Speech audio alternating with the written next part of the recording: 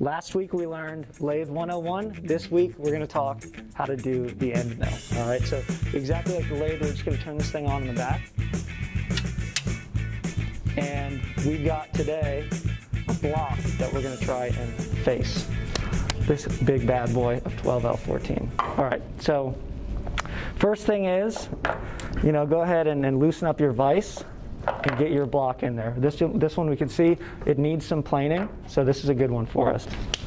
All right, so now that the block's starting to get in there, we just want to make sure that this thing is like way in, all right? That's what we want to make sure.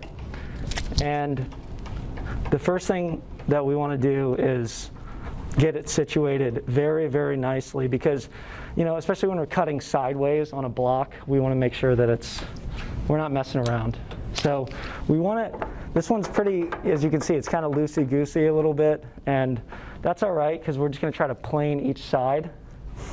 But we want to kind of get it in there. We don't want to crank it down all the way first. We want to kind of crank it down most of the way, and then really just kind of make sure that it's in there, all right, as much as we can. And then, just like that, and we're good to go. Okay, so next we want to go ahead and set the tool into the tool chuck here.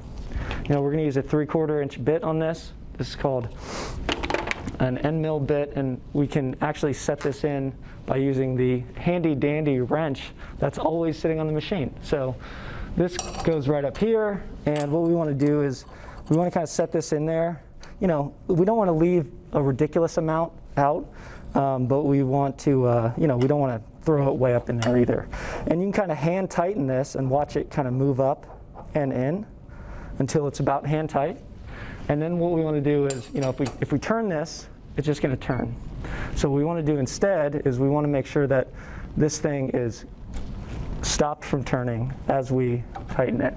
And it doesn't need to be like ridiculously tight, but it needs to be tight, right? We are cutting metal. And then, this is the nice little holder for this. Whatever you do, do not leave this thing on top of this thing, okay? So we're going to get this thing started by pulling out the off button.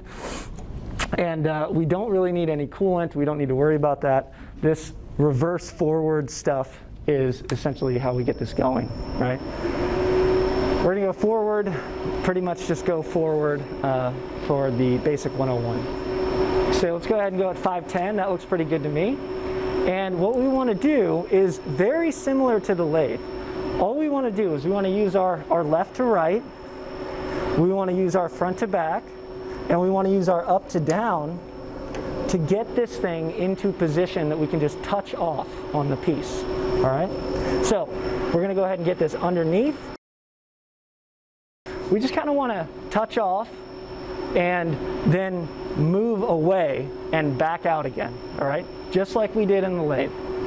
So we're going to go ahead and look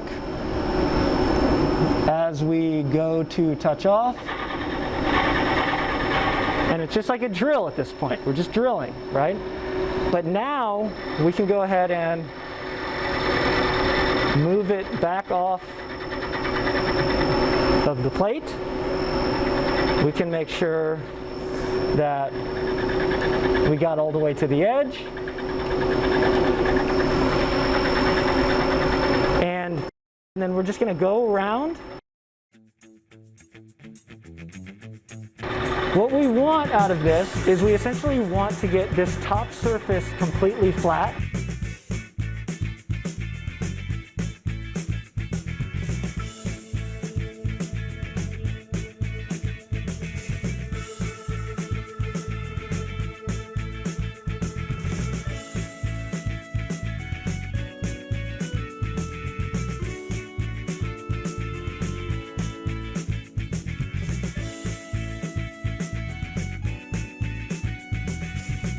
We got Elizabeth here, they're working on the mill, having a good time. How you doing, Jack? They're very excited, It's a great time. Milling, smoking. It's cool, that's what they're doing. Move on to the next group. We got the guy who knows how to actually manufacture stuff. Oh, no. I want to see his, like, good service finish that he got. It's awful. It's a finish. I mean, you did it. See y'all later. Have a good one.